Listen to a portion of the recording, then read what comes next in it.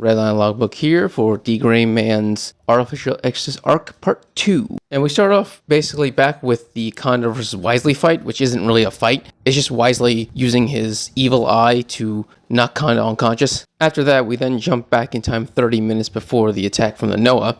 And we're currently in the North American branch, where both River and Johnny and the few other scientists are showing how they were able to create the artificial exorcist. Rennie is then showing them the womb of the third exorcist. It is actually a person. His name is Alma Karmi, and all of his cells are basically used to create the third exorcist. All the scientists are a little confused about this, mostly the fact that they weren't told about it until quite recently, but Johnny has a different reaction. He is disturbed that a child around Alan's age is being used as a womb, and he's actually quite disturbed. Peck decides to be kind of smug towards Johnny and explains to him that that boy is Alma from the second Exorcist project. That happened 9 years ago. Johnny's still confused, but Peck's like, just look in your manual. It'll explain what the second Exorcist project is. That Zoe guy that was talking to Conda earlier just runs into the room, completely devastated and somewhat brokenhearted when he sees that Alma is still alive. He tries talking to Alma, but McCullen goes, he's in hibernation, he can't hear you.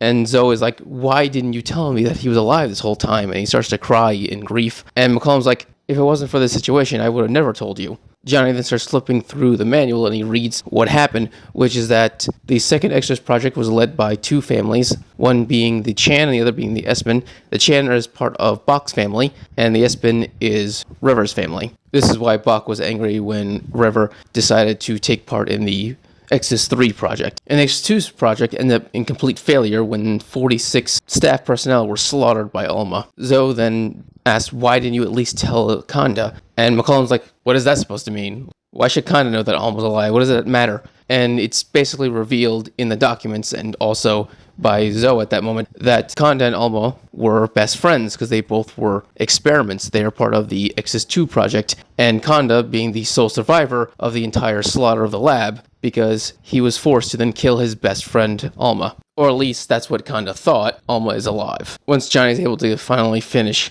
the entire report he just read, it causes him to vomit, because obviously anyone would vomit from a story like that. On the outside of the building, the Earl and Rode basically comment that this is very similar to what happened to the 14th in this whole family feud having to kill each other kind of situation. And apparently just thinking about the past leads the Earl to get super sad and mopey. Rode tries cheering him up, but he basically is in his own funk at the moment. He does end up breaking out of it when the security system of the North American branch attacks the Earl and Rode, and he just blocks it all. The Earl then straightens himself up, and he declares, as the first apostle, he cannot stand still. No, what he must do is he must expose the exorcist's heart and send God into darkness. And then that fat Earl suit thing that he wears begins to like glob onto him like some kind of giant suit. At the exact same time, a ton of level 4s appear. We then jump inside where an alarm is being set off that they're under attack by Akuma, and everyone is trying to evacuate to the shelters underground. While running, Johnny starts to think of the last attack that happened,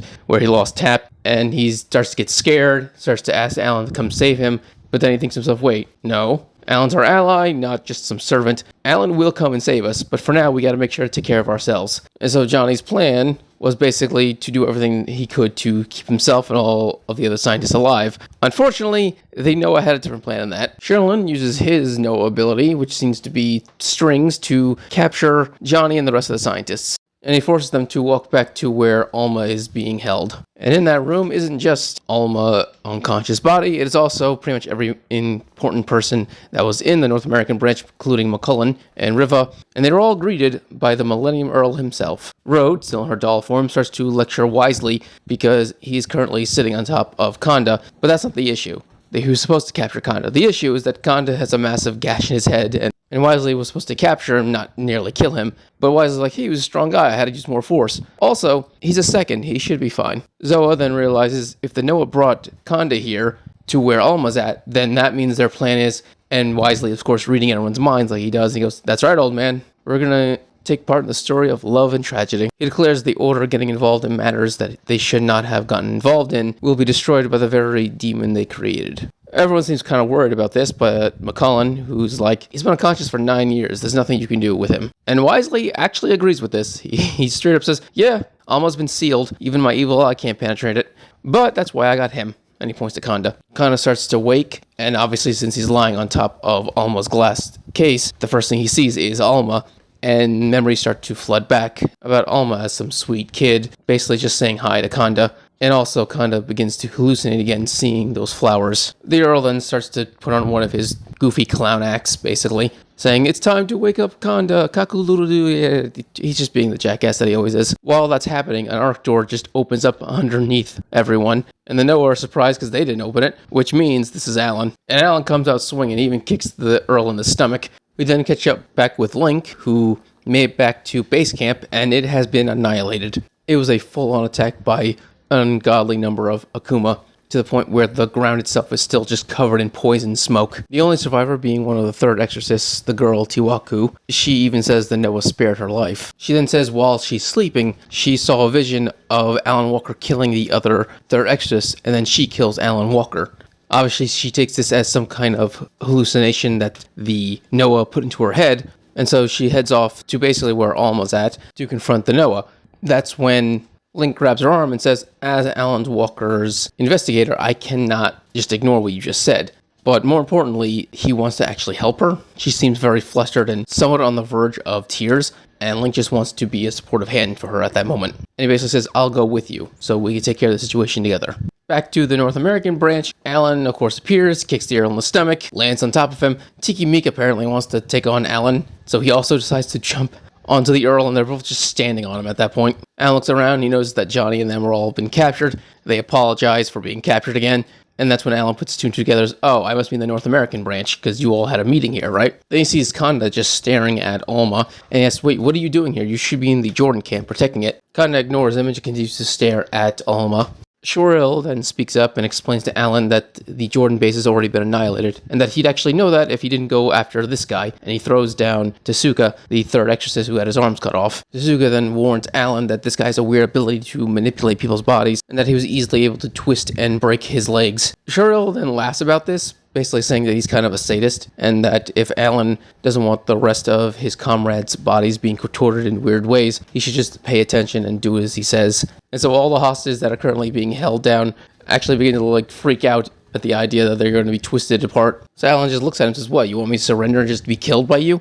And Shirley goes, No. We know we would never do something so boring as that. And Tigimi's like, "Yeah, we actually came for you." By the way, both Alan and Tigimi are still standing on the Earl, to a point where the Earl just gets pissed off, throws both of them off, grabs Alan, throws him to the ground while choking him out, and declares that Alan was not the player that the 14th left behind. No, he is the 14th. And this surprises everyone in the room, because either A, they weren't privy to this information, or B, they didn't know the Noah knew about it. I mean, how would they know? The Earl then reveals that every single Akuma are his ears and eyes. As such, when the 14th said good morning to the level 4, the 14th knew he wasn't talking to the Akuma, he was talking directly to the Earl, telling him that he was back. Alan tries to argue that he would never do something like that, but that's when the 14th takes over again. He declares that he wanted the Earl to know about his existence because he knew that he'd come for him. And right there, in front of both the Noah and the Black Order, the 14th declares that he's going to kill the Millennium Earl this time and become the new Millennium Earl. The Earl then asks, "Is that really what you want?" But the 14th isn't able to answer. Instead, there seems to be a sudden shift in control between him and Alan, where they're now both fighting over Alan's body. Eventually, Alan is able to win out and just headbutts the Earl. Alan then declares to both the Earl and the 14th that he is Alan Walker, and he doesn't care about their stupid brother fight that they're having. He will not become anyone else. He will stay Alan Walker. Wisely is actually kind of impressed and amused by the way that Alan was able to fight off the 14th and also headbutt the Earl, and he begins to understand why Rhodes feels the way she does about him. But when he looks to talk to Rhodes, she's just gone, and the next thing anyone notices is that Kanda currently has Rhodes, so he took her hostage and then immediately attacked the Earl. Tigimi was able to block the attack, but still, Kanda's finally moving. While everyone is distracted by Kanda attacking the Earl, Alan then takes the opportunity to save Tezuka. Alan then looks at Kanda and says, "Wait, were you conscious this whole time?" And Kanda's like, "Yeah, of course I was. You got a problem with that?" "Well, why weren't you doing anything? Why didn't you answer me?" And Kanda's like, "Well, I just got hit in the head, and when I woke up, I had to figure out the situation I was in. Plus, I need a new hair tie," and he takes off the ribbon from Rhodes. So yeah, the whole reason why he took Rhodes wasn't to take a hostage, but because he just needed a hair tie. The three then head for the closest exit as a way to regroup and figure out how to save everyone else. Unfortunately, the exit is then immediately blocked by a bunch of pipes. With Cheryl, he doesn't just have the ability to manipulate other people, he has the ability to manipulate anything he wants, which makes sense. I mean, it is like a string ability. They then rip Alma out of the ground, and the Earl then declares that they will make it that Alan chooses to leave the order of his own volition. Alan asks who is that, he's talking about Alma, and he gets a quick explanation about how he's a second exorcist, just like Conda. Conda then says something that surprises everyone. He then asks, who is that? Stunned by this for a few seconds, the Noah then makes sure he was talking about Alma, and they're like, him, that guy there. They start pointing at him, and Conda's like, yeah, who is that? All the Noah then look at wisely, think that he might have accidentally messed with Conda's memory when he took him hostage, and all the scientists are confused if Conda had some kind of like amnesia or something. Rode then pipes up and finally answers Conda's question, and she says that's Alma, the failure that you killed 9 years ago. Conda then grabs Rode, starts to crush her, and says, he's dead. Yeah, so Conda has no interest in anyone telling him that Alma's alive, but wisely isn't going to let that slide. He then activates his ability and forces Conda into a memory. Unfortunately, Alan is also swept up in the memory, and so when he opens his eyes, standing above him is Alma as a little kid, basically saying hi. Of course, this is a memory, and so instead he passes right through him and starts talking to a puddle, and inside the puddle is actually Conda. Basically, Conda just woke up and Alma is so excited he has someone to talk to. So I'm going to end it here at the beginning of the flashback, because I'm going to have that be its own video. So if you enjoy this video, please subscribe, give it a thumbs up so you can enjoy more D. Gray Man and other anime things. Thank you and have a great day.